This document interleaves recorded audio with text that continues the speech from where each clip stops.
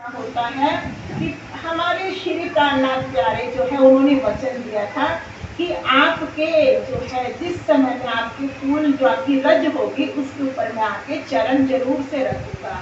और दिन के अनुसार जब वहां जाकर प्राणनाथ जी चरण रखते हैं तो हमारी जो है परम धाम की सखी उनके अंदर समा जाती है, वो सुरता उनके अंदर अपनी जगह दिल में आकर विश्राम पाती है। बोल प्राणनाथ प्यारे की जय। और अब जो है यहाँ से चल गए हैं और उसी समय में क्या देखते हैं कि मेला भरने की जो मन में ठानी थी, खूब नौकरी करते हुए धन पैसा इकट्ठा किया है और इकट्ठा करके जिस जगह पर उस धन को रखा है उसकी चाबी किसको दे दी है? तिहारी जी को दे दी है कि चोर को क्या कर दिया है? कोतवाली दे दी है कि तुम संभाल के रखना। और उनको चाबी दी है। नंदराम करके व्यक्ति है जो वहां पर सारी चीजें संभालता है, लाता देता है, उसके हाथों से चीजें रखवाई है। और जिस घड़ी उन्होंने जाके चुगली करी सब सुंदर, कुछ लोगों ने मिलके और क्या कहा कि इन्होंने तो क्या किया है, आपका जो धन है, आपका जो दरबार का सामान है राजा जी, वो अपने ग्रह के अंदर रखा हुआ है जहाँ पर समझाने के लिए रखा था। जब राजा ने कहा ऐसा कैसे संभव है, तो हमारे इन्होंने कहा श्री जी ने कि चोर को डर है, मैं तो साहूकार, मैंने कोई चोरी नहीं करी तो मुझे क्यों डर हो? आप जाके देखो, जिसको जो देखना देखो, क्योंकि उनको कोई अंदर मन में भाव नहीं, किसी तरह का डर नहीं है। और जैसे ही वहां पर गए तो उन्होंने क्या देखा, क्योंकि नंदराम जी ने सारे सामान में बदली कर दी थी, सब पे राज दरबार की मुहर लगी थी। और जब इसको देखा तो हमारे श्री जी समझ गए कि किया धरा श्री बिहारी जी का, गुरु पुत्र को कैसे नीचा करे भरे दरबार के अंदर, और सारी करनी अपने सर पे ले ली। और फिर दरबार के अंदर में हमारे राजा जी ने जामनगर के, उन्होंने उन्हें क्या करा, कारावास में डलवा दिया। और उसी समय में वहां पर उन्हें कारावास में डाला दोनों भाइयों के समेत, श्यामल जी और उनके भाई छोटे उदय जी, और उनके साथ में उन्हें डाला। और जैसे ही वहां पर डालने के बाद राजा कुछ और सोचते समझते, एक दूसरा वहां पर कार्यकर्ता आया और उसने जो है युद्ध की बात करी किसी तरह की, राजा को वहां से जाना पड़ा। और जैसे ही वहां से राजा चला गया, वहां पे दिल्ली से नया सूबेदार आया तो उससे बात करने में उनको समय लग गया।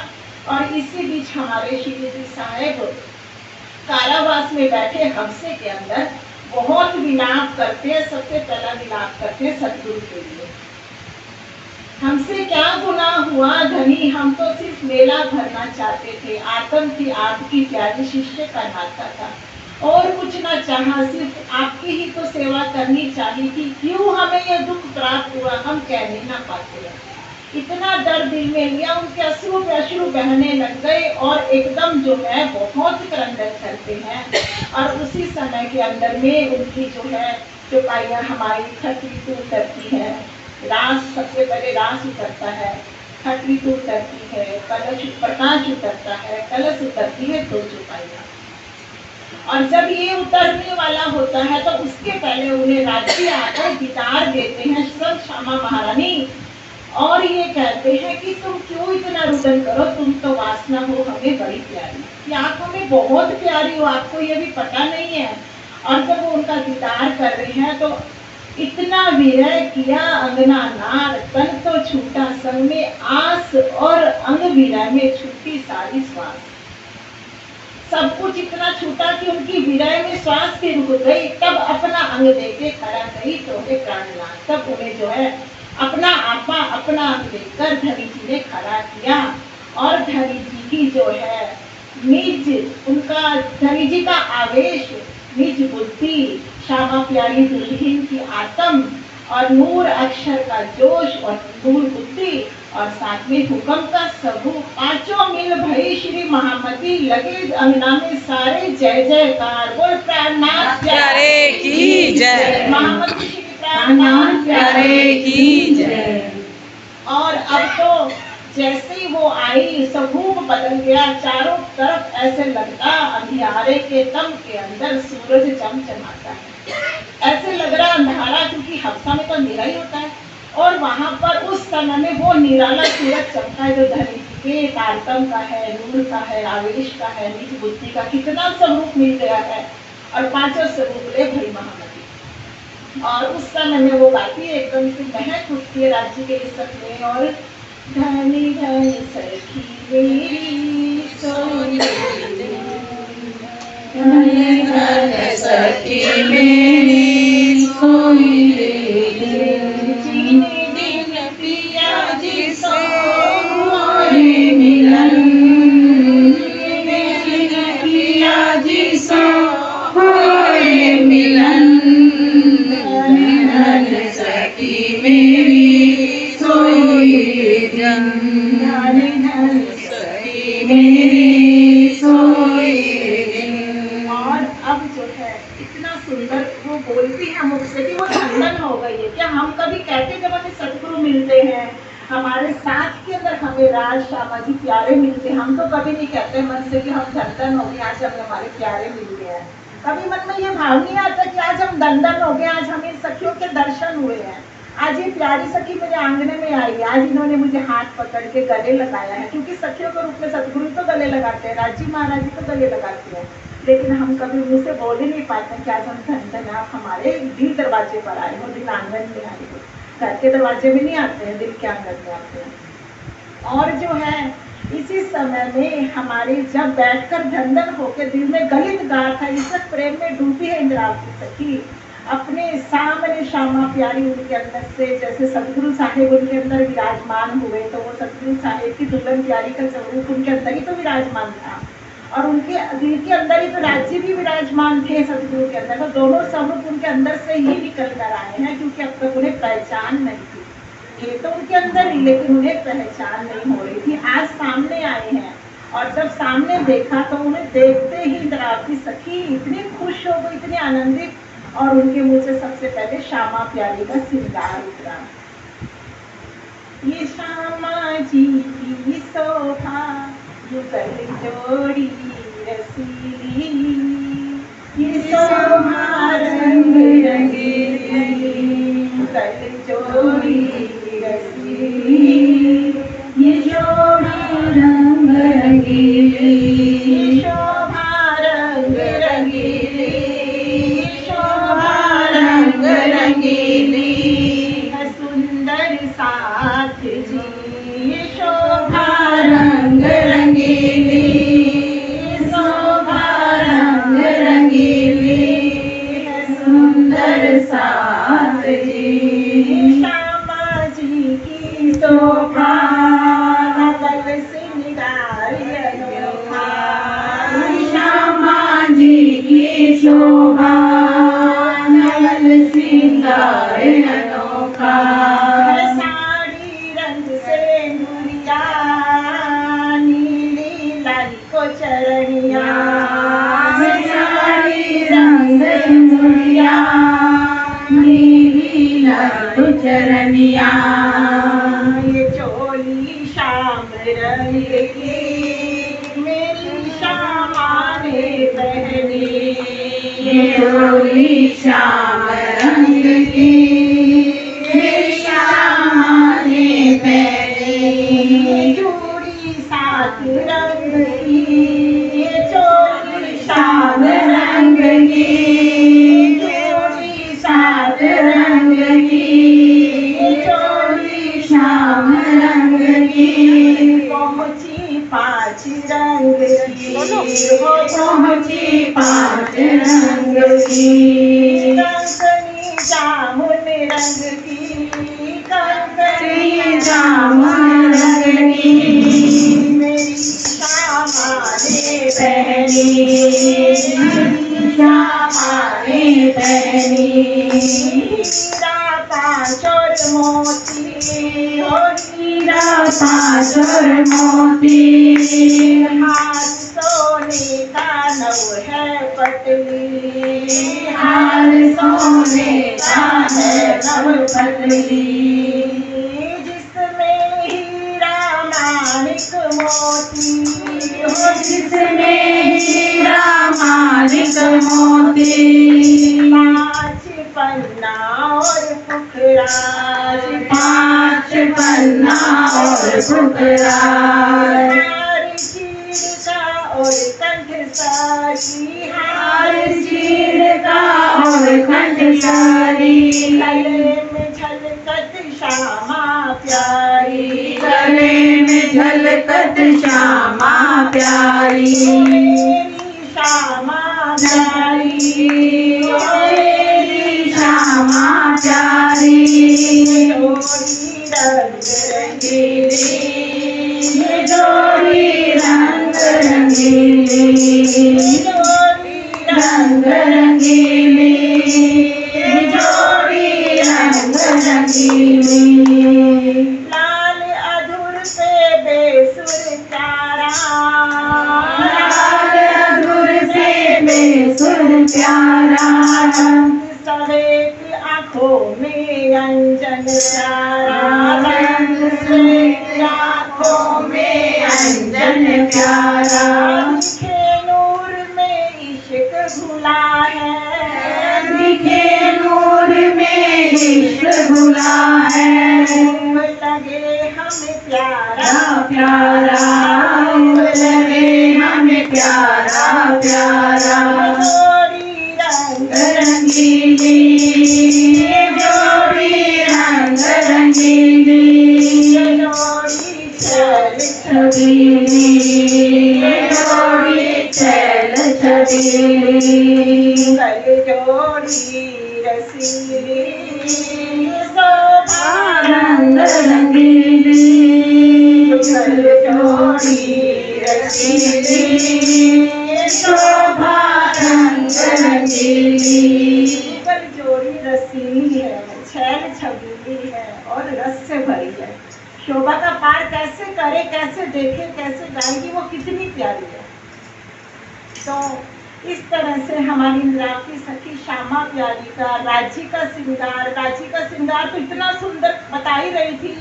मेरे पिया जी का नूरी श्रृंगार नैनों में रहे सदा, मेरे पिया जी का नूर श्रृंगार नैनों में रहे सदा।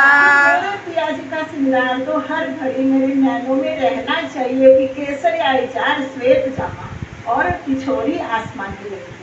इतना सुंदर वर्णन जोड़ी श्रृंगार जुगल जोड़ी का जब इंद्रावती सखी देखती है तो संग संग क्या दिखती है, सागर है बीच में, चारों पर से लहरें दिखती हैं। लहरें यानी हम सारी रूहें, सुंदर साथ प्यारा। देखो यहीं पर देख लो कितनी सारी साड़ियाँ हैं, हर किसी का किसी से मिल ही रहा है। अलग अलग रंग है, एक साड़ी का एक डिजाइन भी अलग अलग है, रंग भी अलग है और किनारी और बॉर्डर भी अलग है। तो यही शोभा परम धाम में सारी सखियां हर लहर अलग दिखती है। और वो सागर जब लहरें उठती है, उछाले लेता है इसक से भरकर, तो ऐसे लगता है कि एक बड़ा सागर के अंदर में लहरें उठ रही और सारे वाहिद के अंदर एक दूसरे के अंदर खुली मुली हुई है। और इस तरह से यहाँ पर हमारे श्री इंद्रावती सखी कान्नाथ जी मोहम्मद बन के निराश ठाकुर जो अंदर गए थे बाहर निकले हैं। अब तो नज़ारा ही अलग है, ना उन्हें किसी से कुछ लेना है ना किसी से कुछ देना है, और वो तो बस अपनी अलग ही दुनिया में चल पड़े हैं। और इसी समय के अंदर में हमारे जो है कौन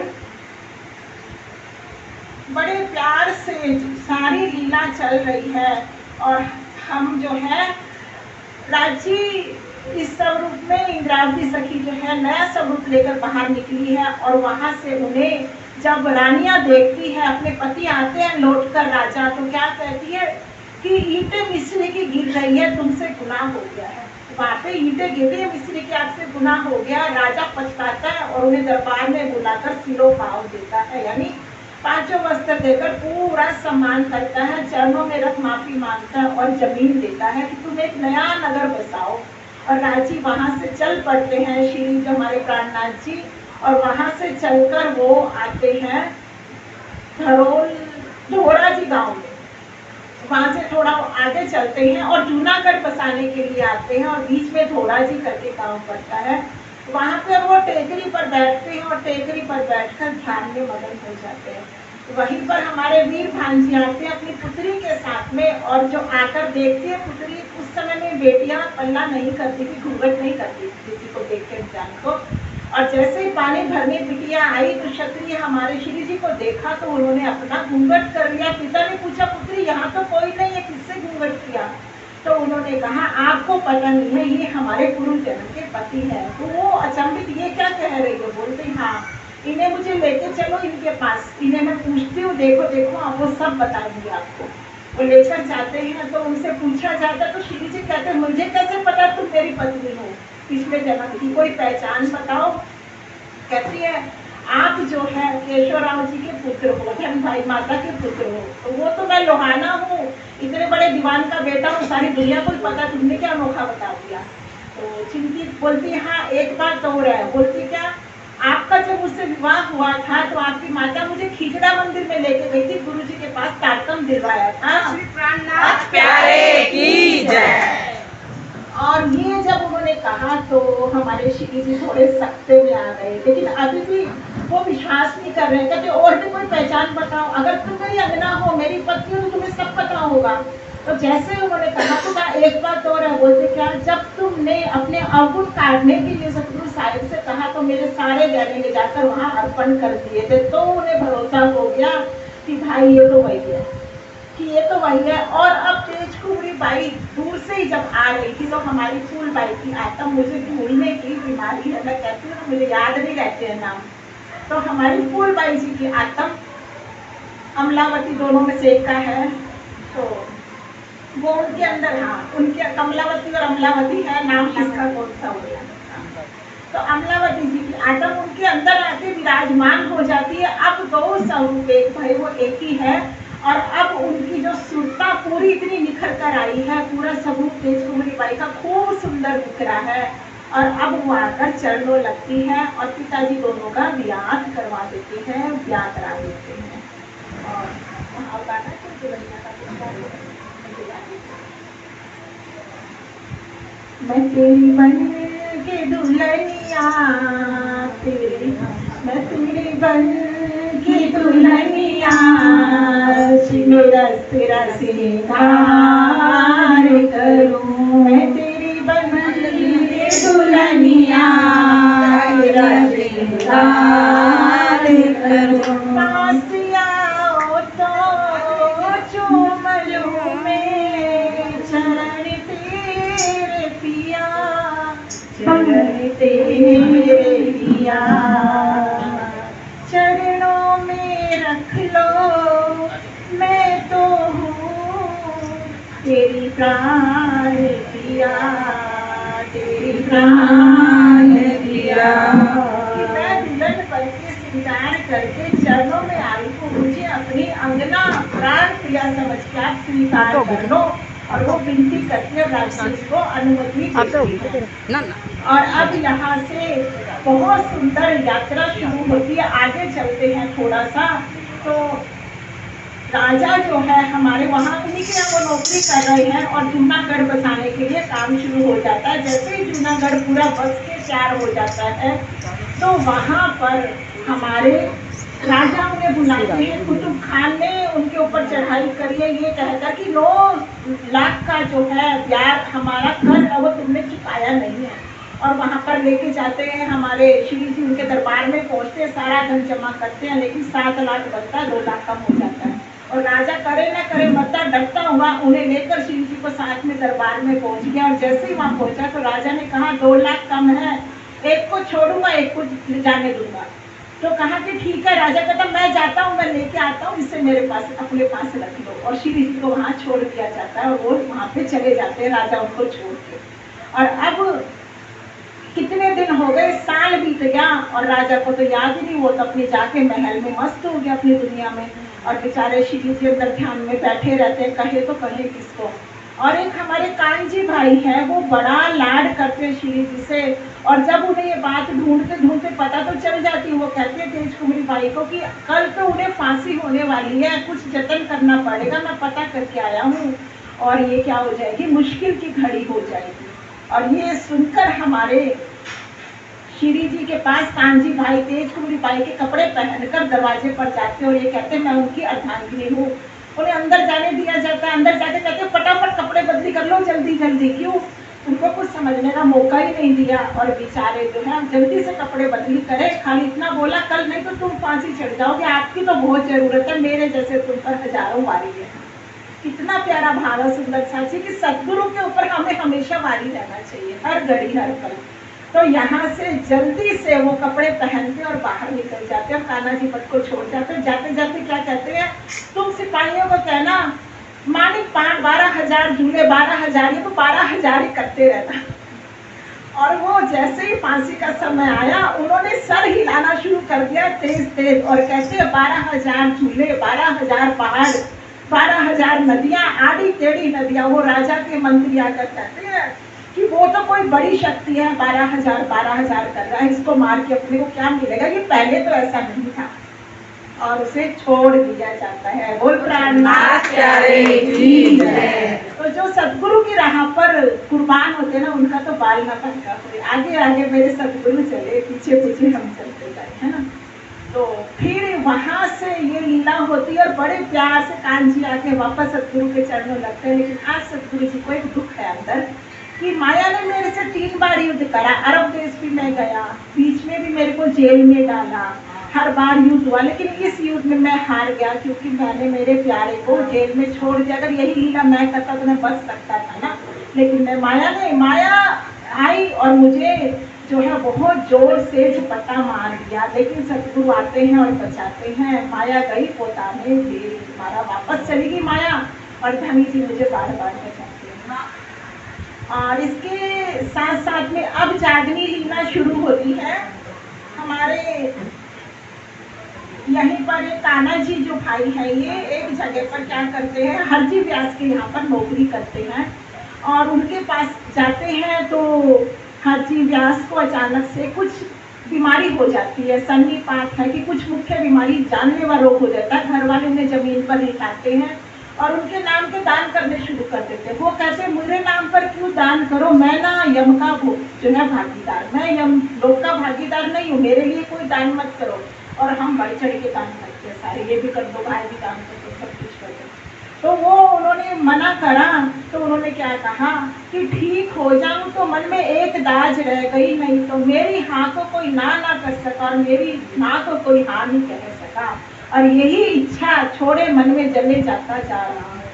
ये सुनकर तो कान्हा जी ने सोचा, क्योंकि ये तो आप पहचान चुके हैं सब कुछ कि ये तो कोई कौन है, वो ब्रह्म ज्ञानी है जो अब तक धनी से मिले नहीं है। मन में ये भाव लेके चले गए तो इनका तो जन्म खराब हो जाएगा। उनको तुरंत वो राज्य का नाम लेके प्रण मन में लेके खूब सेवा करते हैं, ताजी ताजी सब्जियां सब कुछ हर भाव से सेवा करते हैं और हमारे हरजी व्यास खड़े हो जाते हैं और तब कहते हैं कुछ मांगो हमसे। कहा एक ही अर्जी है, एक ही इच्छा है कि हमारे एक सतगुरु है, आप उनको भागवत सुनाई दो। और जब वो जाते हैं कान्हा जी भाई श्री कान्हा जी के पास और कहते हैं कि हरजी व्यास जो है वो आपको भागवत सुनाना चाहते हैं, आप उनसे भागवत मिल लो ना। उनको सारी बात बताते हैं कि उनको इस तरह से मन में इच्छा है, आधा अधूरा जा रहा है, तो आप उनकी बात उनसे बात कर लीजिए। तो श्री जी वहाँ पर आते हैं और कहते हैं हमें भागवत सुनाई दे। वो भागवत सुनाने बैठते हैं। वो कहते हैं भागवत में कहते कहते एक श्वेत मंदिर का जिक्र आता है। तो श्री जी पूछते हैं कि ये श्वेत मंदिर कहाँ पर है। तो वो कहते हैं अक्षर ब्रह्म का मंदिर है और क्षीर सागर में स्थित है। तो तुरंत श्री जी ने कहा अगर अक्षर ब्रह्म का मंदिर है, प्रलय काल में क्षीर सागर जब खत्म हो जाए, नष्ट हो जाए, तो ये मंदिर कहाँ ठहराए। अब ये सुन के तो वो शर्मा गया, सब कुछ आ गया कि उत्तर उसको पता नहीं है।